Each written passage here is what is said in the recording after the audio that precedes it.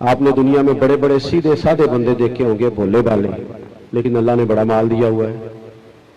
مال خدا کے فضل سے ملتا ہے، چلاکی دکھانے سے مال آتا ہے، برکت نہیں آتی۔ تیزی دکھانے سے بندہ امیر تو ہو سکتا ہے، وزادار نہیں ہوتا، باوقار نہیں ہوتا۔ آپ لوگوں پر آسانی کریں۔ دکاندار اس طرح کرتا ہے کہ اگر اسے پتہ چل جائے نا کہ اب چونکہ کیمرے لگے ہوئے ہیں کہ آنے والا بڑی گاڑی پہ آیا ہے، تو وہ پھر اس کو بڑی مسجع مکفہ اردو انگلش مکس کر کے ڈیل کرتا ہے کہ جناب یہ بڑا تگڑا گاہک ہے بڑی، لیکن اگر کوئی غریب آدمی کبھی دکان کی سیڑھیاں چڑھ جائے تو منہ سیدھا نہیں کرتے۔ پتہ ہے غریب ہے بیچارے نے کیا لینا ہے۔ یاد رکھنا حضور علیہ السلام کی حدیث ہے مشکات میں، فرمایا تمہیں جو رزق دیا جاتا ہے تمہارے کمزور لوگوں کی برکت سے دیا جاتا ہے، ضعیفوں کی وجہ سے اللہ تمہیں روزی دیتا ہے، تو جن کی وجہ سے ملتا ہے انہیں دھتکار دیا جائے۔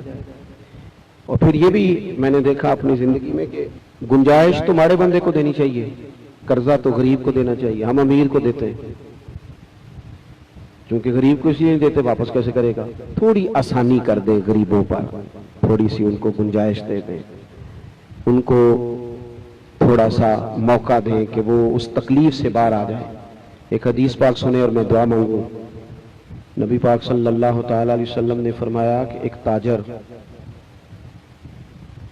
تجارت کرتا تھا، کچھ لوگ ادھار لے جاتے تھے تو پھر وہ اپنے جوانوں کو، سیل مینز کو بھیجتا تھا وصولی پہ، تو ساتھ وہ کہہ دیتا تھا کہ اگر بندہ مالدار ہوا اور پیسے نہ دیتا ہوا تو سختی کر لینا، لیکن اگر تنگ دست ہوا نا، غریب ہوا، تو کوئی بات نہیں، ہمارا گزارا چلتا ہے۔ ہم بندہ تگڑا ہو تو مطالبہ ہی نہیں کرتے، کہتے پاجی کدوں کو مل جائیں گے پلا، اور اگر بندہ ہو غریب تو کہتے ہیں شامی دینے نہیں۔ دیکھو ایک حدیث پاک اگر آپ کبھی یاد رکھ لیں تو فائدہ بڑا ہوگا۔ حضور علیہ السلام نے فرمایا اگر تم نے کسی غریب سے، تنگ دست بندے سے پیسے لینے ہیں اور وہ تنگ دست ہے، تم اسے مہلت دے دو۔ فرمایا جتنے تم نے پیسے لینے ہیں، جتنے دنوں کی مہلت دو گے، اتنے ہی پیسے روز اللہ تمہیں صدقہ کرنے کا ثواب عطا کرے گا۔ یعنی رقم بھی تمہاری محفوظ ہے اور اتنے ہی پیسے روز صدقہ۔ حضور فرماتے ہیں وہ بندہ کیا کرتا تھا، وہ نا گاہکوں سے کہتا تھا، اپنے سیل مین سے کہتا تھا کہ جو بندہ جان بوجھ کے نہ دیتا اس پر بے شک مطالبہ سخت کرنا، لیکن جو مجبور ہوا اسے گنجائش دے دینا، ہمارا گزارا ہوتا ہے۔ وہ بندے کا انتقال ہو گیا، جب وہ رب کی بارگاہ میں کھڑا کیا جائے گا تو اللہ اسے کہے گا جا تیرے لیے جنت کا فیصلہ ہے۔ پیسے معاف نہیں کرتا تھا، گنجائش دیتا تھا، قرض دار کو مہلت دیتا تھا۔ یا اللہ میرے تو اعمال ایسے نہیں، تو یہ میرے لیے فیصلہ، تو اللہ فرمائے گا تو میرے بندوں پہ آسانی کرتا تھا تو میں تیرے اوپر نہ کروں۔ تھوڑی مہربانی کریں، غریبوں کو زیادہ ضرورت ہے، کمزوروں کو، تنگ دستوں کو۔ رج کے تجارت کریں، صبح شام کام کریں، پر اصل تجارت نہیں، اصل سجدہ ہے، اصل اپنے رب سے دل لگانا ہے۔ پیسے کمانا نا، یہ تو میں نے دیکھا ہے بعض بندے بیچارے ذہنی مسائل کا شکار ہو گئے، پیسے کماتے ہیں، چار چار موبائل رکھے ہیں، کسی کو کوئی بات بتا رہے ہیں، کسی کو کوئی بتا رہے ہیں، کسی کو کسی چکر میں ڈالا ہوا ہے، وہ خود بندہ ڈسٹرب ہو جاتا ہے۔ اتنی لمبی ٹانگیں نہ پھیلائیں کہ سمیٹی نہ جا سکے، ضرور محنت کریں، جد و جہد کریں، لیکن اتنا الجھاؤ، اتنا الجھاؤ۔ حضرت مولا علی شیر خدا ایک باغ میں مزدوری کرنے گئے، 2 کلو کھجوریں ملی، اٹھا کے لے آئے، تو وہ کہنے لگا اور کام نہیں کرنا، فرمایا اب جا کے باقی کو دین کا کام کریں گے۔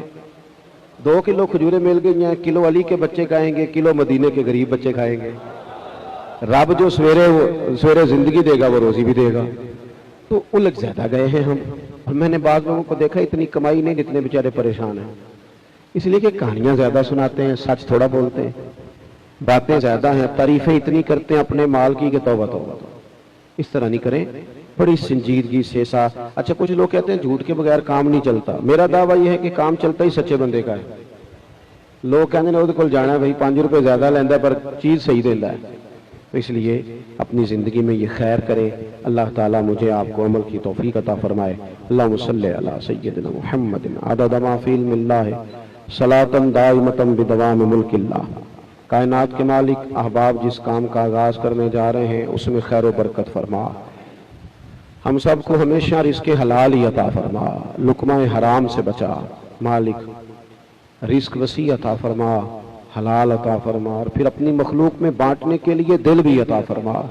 مالک کریم اپنے پیارے حبیب علیہ السلام کے طریقوں کے مطابق تجارت کی توفیق دے۔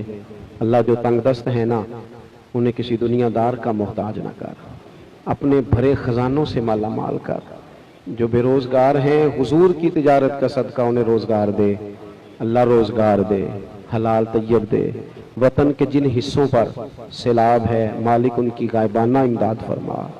اللہ تعالیٰ جو بے گھر ہو گئے ہیں انہیں اپنی چھت دے دے، بیماروں کو شفا یابی دے دے، مقروضوں کو قرضوں سے رہا کر دے۔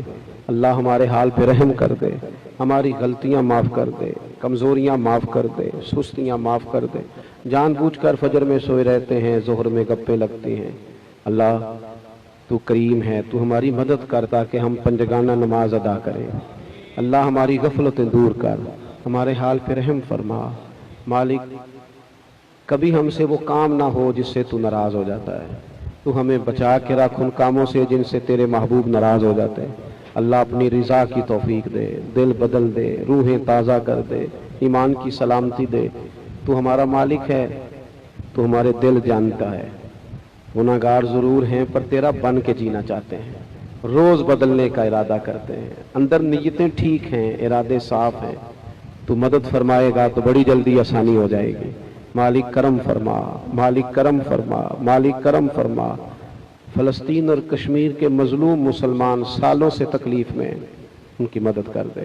مالک برما کے مجبور خیموں میں بستے ہیں، ان کی مدد کر دے۔ شام، فلسطین، مصر، بالخصوص عراق میں جو تکلیف ہے اللہ اسے دور فرما دے، محبوب کی امت پہ فضل کر دے۔